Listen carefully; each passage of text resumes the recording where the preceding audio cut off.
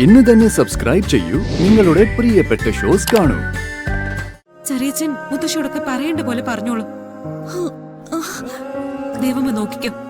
അതറിയുമ്പോ ഇവിടെ എല്ലാവർക്കും സന്തോഷാവേ ഉള്ളൂ.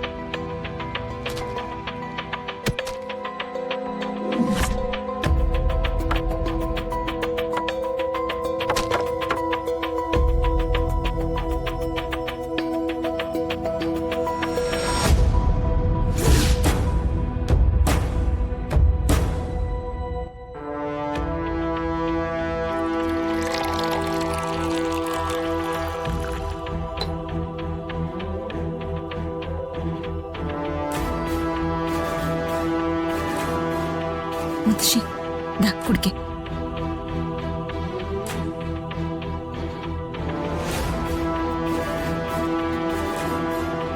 നന്ദിനി വന്നില്ലല്ലോ മോളെ. മുകളിലുണ്ടാവും, ഞാൻ പോയി നോക്കിട്ട് വരാം.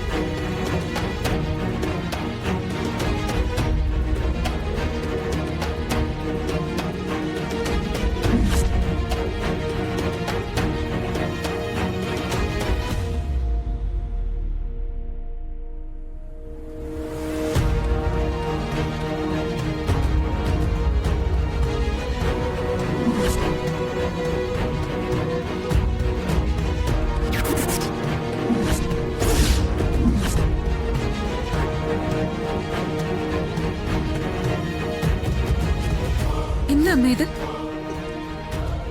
ഞാൻ ചോദിച്ചത് കേട്ടില്ലേ? അത് മോളെ, ഞാൻ അമ്മയുടെ അവസ്ഥ.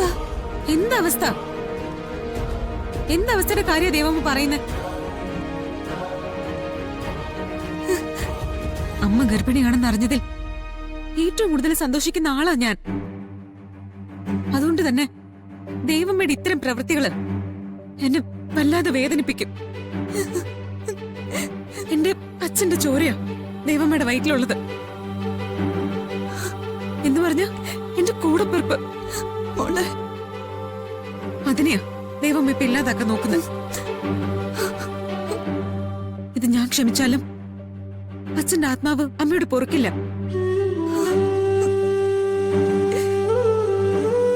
ആദ്യമായിട്ടാണോ ഒരു സ്ത്രീ ഗർഭിണിയാവുന്നേ?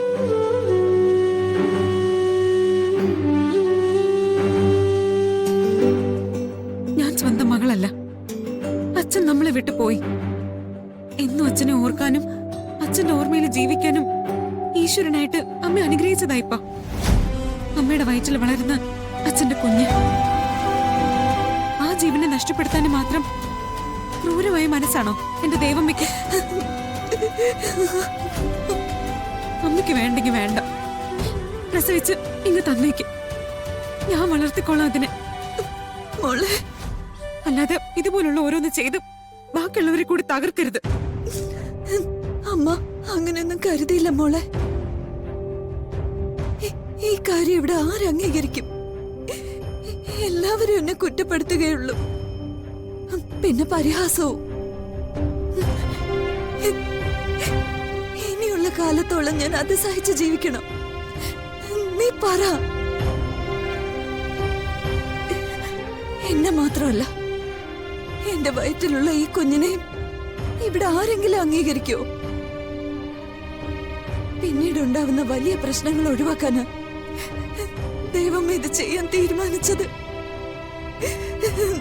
അല്ലാതെ എന്റെ ജയരാമേട്ടന്റെ കുഞ്ഞിനെ ഞാൻ നശിപ്പിച്ചു കളയുന്നു നീ കരുതുന്നുണ്ടോ? ജയരാമേട്ടനോട് 1000 മാപ്പ് പറഞ്ഞിട്ടാ ഞാൻ ഇങ്ങനൊരു തീരുമാനം എടുത്തത്. അതിന്റെ ആവശ്യമില്ല അമ്മേ. അമ്മ അച്ഛനോട് മാപ്പ് പറഞ്ഞാലും ഇല്ലെങ്കിലും അച്ഛനൊരിക്കലും അത് ഇഷ്ടമാവില്ലെന്ന് എനിക്കറിയാം. എന്റെ അച്ഛന്റെ, അതായത് ദേവമ്മയുടെ കഴുത്തിൽ താലി കെട്ടിയ ആളുടെ കുഞ്ഞാ ഇപ്പൊ ദേവമ്മയുടെ വയറ്റി വളരുന്നത്.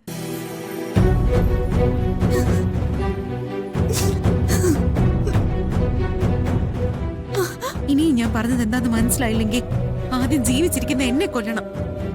അതിനുശേഷം മതി അകത്തുള്ളതിനെ കൊല്ലുന്ന. അതിന് ദേവമ്മയ്ക്ക് പറ്റുമോ?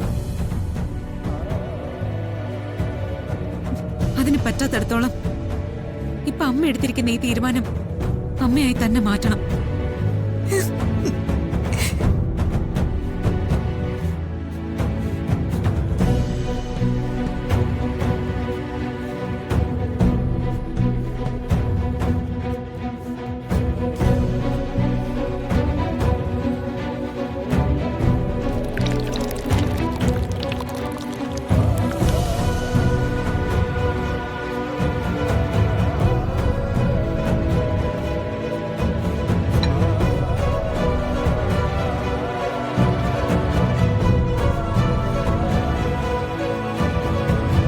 ദേവമ്മയ്ക്ക് ഇനി ഇതുപോലെ ചെയ്യാം. ചിലപ്പോ അത് ഞാൻ കണ്ടില്ല എന്ന് വരും. പക്ഷേ മരിച്ച തലയ്ക്ക് മുകളിൽ നിൽക്കുന്ന ആള് എല്ലാം കാണുന്നുണ്ട്. മോളെ, ദേവമ്മ സംശയിക്കുന്ന പോലെ ഒന്നും ഉണ്ടാവില്ല. നമുക്കൊരു കാര്യം ചെയ്യാം. ഈ കാര്യങ്ങളൊക്കെ ചെറിയച്ഛനോട് പറയാം. അയ്യോ മോളെ. ചെറിയച്ഛൻ മുത്തശ്ശിയോടൊക്കെ പറയേണ്ട പോലെ പറഞ്ഞോളൂ. ദേവമ്മ നോക്കിക്കോ. അതറിയുമ്പോ ഇവിടെ എല്ലാവർക്കും സന്തോഷാവേ ഉള്ളൂ.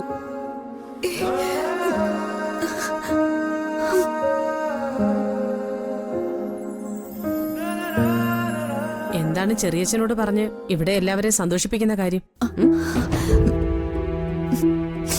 എല്ലാരെയും സന്തോഷിപ്പിക്കുന്ന കാര്യം പറഞ്ഞിട്ട് നന്ദിനിയടുത്ത് കരയാണല്ലോ. അത് ദേവമ്മ സന്തോഷം കൊണ്ട് കരഞ്ഞതാ. ഓ, അങ്ങനെയാണ്. നന്ദിനി കരഞ്ഞു നിലവിളിക്കാൻ മാത്രം എന്താണാവോ സന്തോഷ വാർത്ത?